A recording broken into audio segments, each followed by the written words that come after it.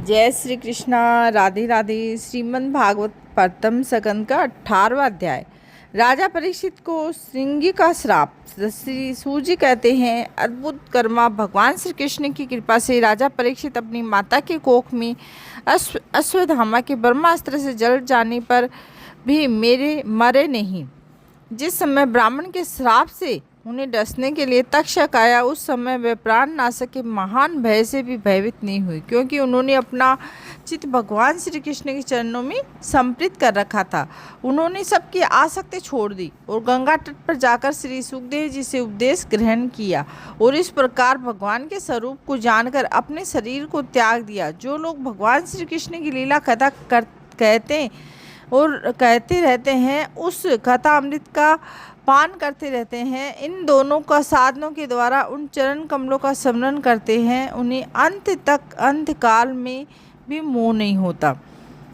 जब तक पृथ्वी पर अभिमन्यु नंदन महाराज परीक्षित सम्राट रहे, तब तक चारों व्याध हो जाने पर भी कलयुग का कुछ भी प्रभाव नहीं था। वैसे तो जिस क्षण श्री कृष्ण ने पृथ्वी का परित्याग किया, उसी समय पृथ्वी में अधर्म मूल कारण कलयुग आ गया था। ब्राह्मण के समान सारग्राही सम्राट परीक्षित कलयुग से कोई देश नहीं रखते थे, क्योंकि इसमें यह एक बहुत ही बड़ा गुण है।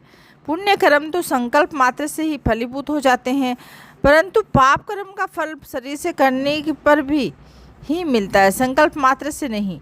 यह भेड़ियों के समान बालकों के प्रति सूरवीर और धीरवीर पुरुषों के लिए बड़ा भीरू है। ये प्रमादी मनुष्यों को अपने वश में करने के लिए भी सदा सावधान रहता है। शौनक आदि ऋषियों, आप लोगों को मैंने भगवान की कथा से युक्त राजा परीक्षित को पवित्र चरित्र सुनाया है।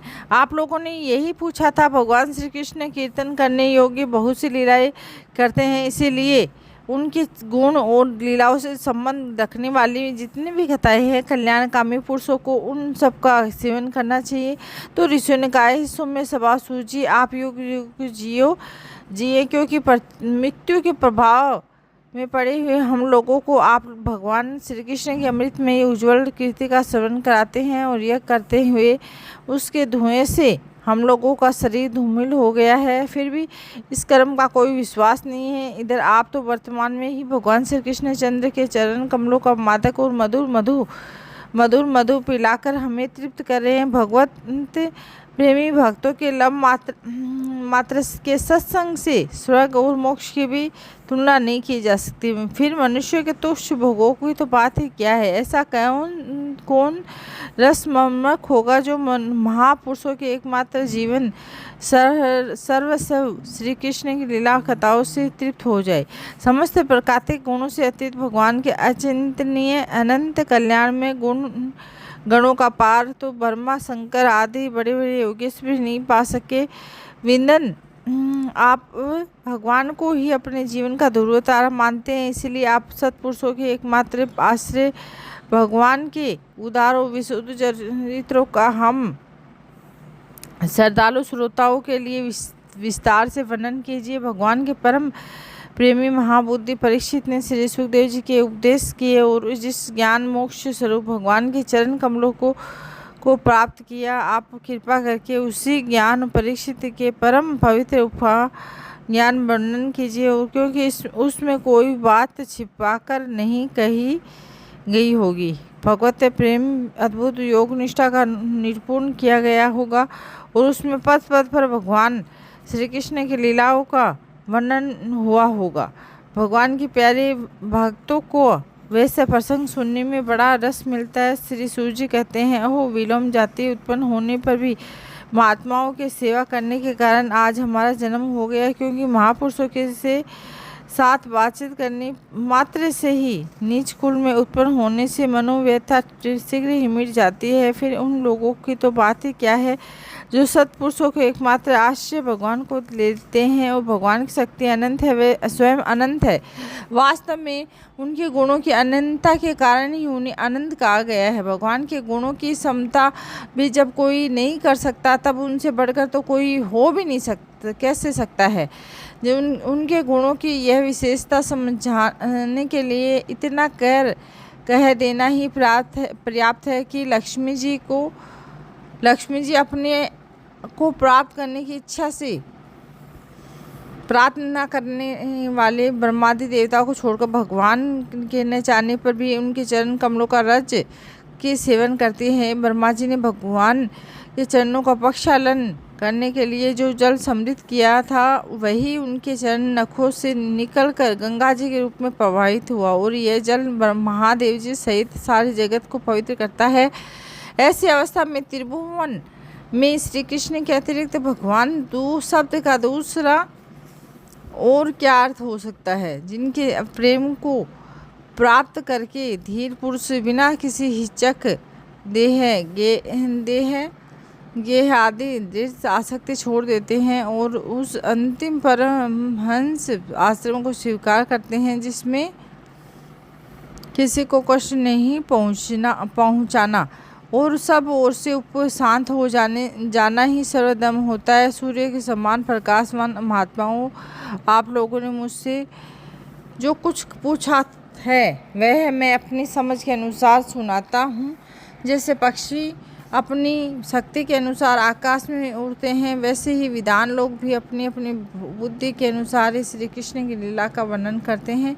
एक दिन राजा परीक्षित धनुष लेकर वन में शिकार खेलने के लिए गए हुए थे। हिरणों के पीछे दौड़ते दौड़ते वह थक गए और उन्हें बड़े जोर की भूख और प्यास लगी।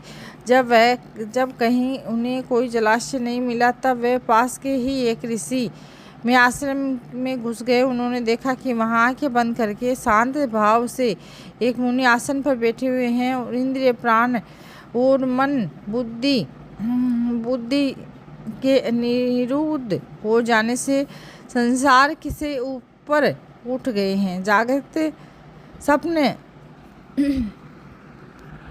सुषुप्ति और तीनों अवस्थाओं से रहित निर्विकार ब्रह्मा रूप तूर्य पद में स्थित थे। उनका शरीर बिखरी हुई जटाओं से और कृष्ण मृग चर्म से ढका हुआ था। राजा परीक्षित ने ऐसी ही अवस्था में उनसे जल मांगा और क्योंकि प्यास से उनका गला सूखा जा रहा था।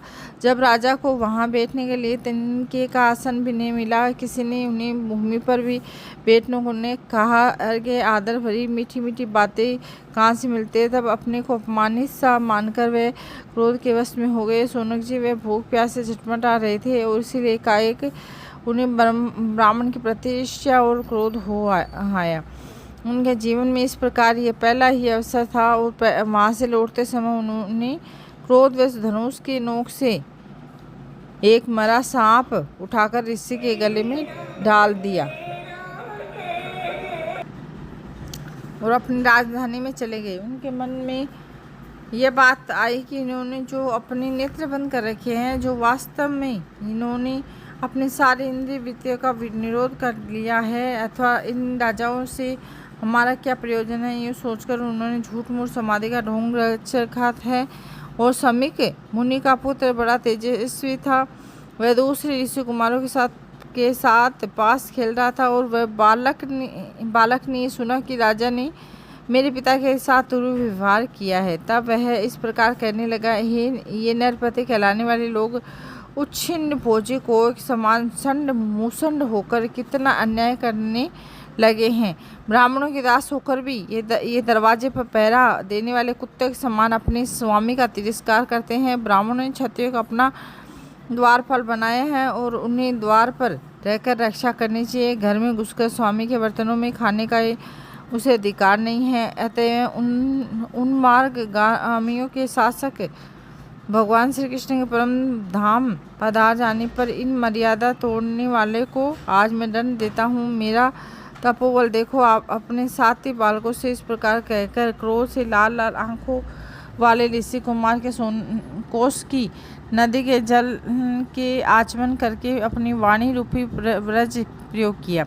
वो कुलांगार परीक्षित ने मेरे पिता का अपमान करके मर्यादा का उल्लंघन किया, इसीलिए मेरी प्रेरणा से आज के 7वें दिन उसे तक्षक सर्प डस लेगा। इसके बाद वह बालक अपने आश्रम पर आया और अपने पिता के गले में सांप देखकर उसे बड़ा दुख हुआ और वह ढहा मारकर रोने लगा।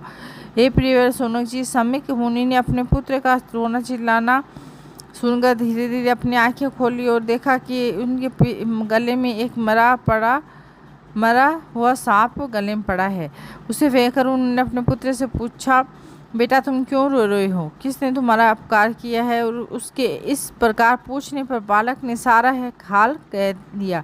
ब्रह्मर्षि सम्यक ने राजा के श्राप के कारण श्राप की बात सुनकर अपने पुत्र का अभिनंदन नहीं किया।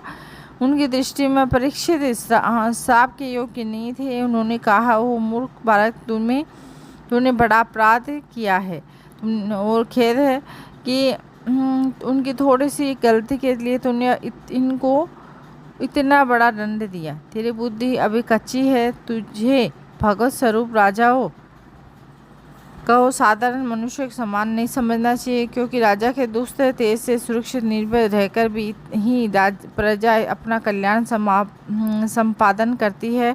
और जिस समय राजा का रूप धारण करके भगवान पृथ्वी पर दिखाई नहीं देंगे, उस समय चोर बढ़ जाएंगे और अशिक्षित भेड़ों के समान एक क्षण में ही लोगों का नाश हो जाएगा।